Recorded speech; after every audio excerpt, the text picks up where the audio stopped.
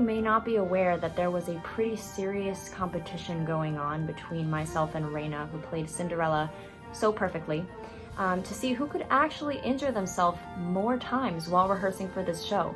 Now, it was in the script for her to fall down. I'm just a klutz. These are the actual slippers as pure as gold that I wore in Into the Woods, and we very quickly realized that we were going to need to do something to this shoe in order for me to take it on and off very, very quickly because of all the shoe passing and fighting and falling and everything. So our costumer designed this wonderful trick shoe with a little snap so that we could easily take it on and off.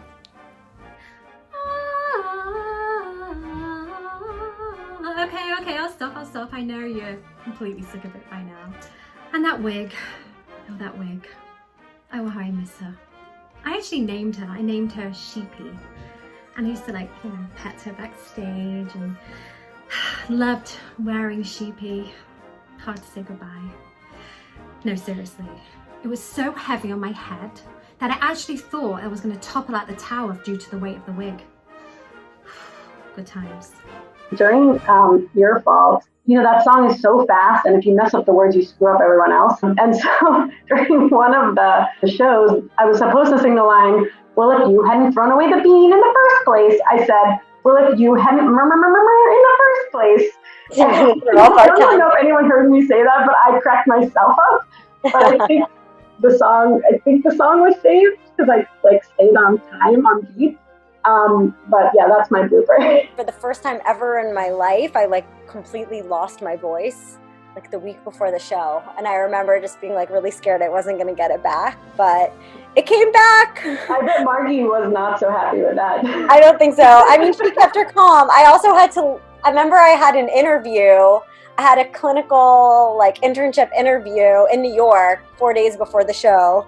And Margy kept her cool. She was awesome about it, but I wouldn't blame her if she was internally freaking out. But it worked out.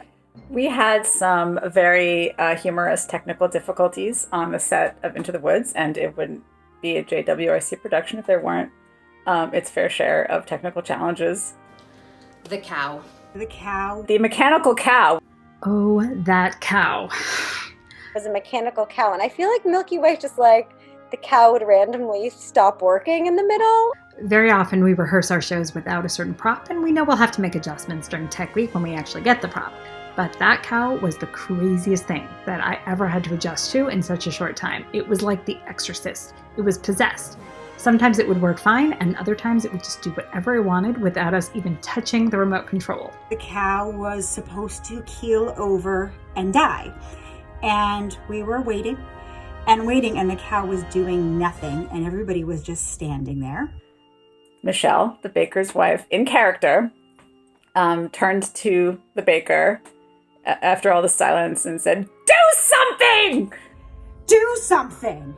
And everybody just started laughing, because it was definitely something the baker's wife would have said to the baker in the actual moment.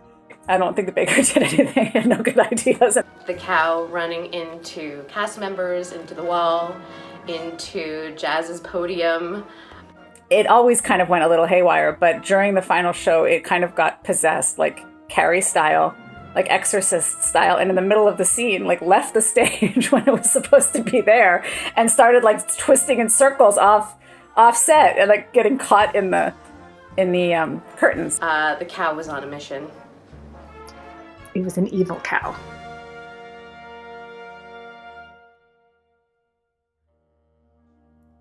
This is probably embarrassing to say, but I've often told people who have recommended that I be part of the JWRC that I have been. And in fact, I was one of the princes in Into the Woods, and I get that was you? I thought it was a handsome young man. Are you sure that was you? So I don't know if it's a compliment, but apparently I'm a handsome man. In this show, Rivka plays some sort of officer, constable, foot soldier, somebody with a uniform. She hits me on the head with her staff.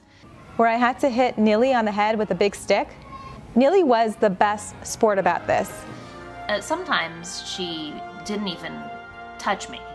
I mean, I would try really hard to be careful and lift it up and just pretend I was hurting her, just tap her on the head. Sometimes she hit me very, very lightly. There were times that I was like, oh my gosh, I think I hurt her this time, right? And I'd be like, did I hurt you? You felt it, right? And she's like, nah, I didn't feel it. Nah, I'm fine. But she always apologized profusely, and I always thought that was very sweet.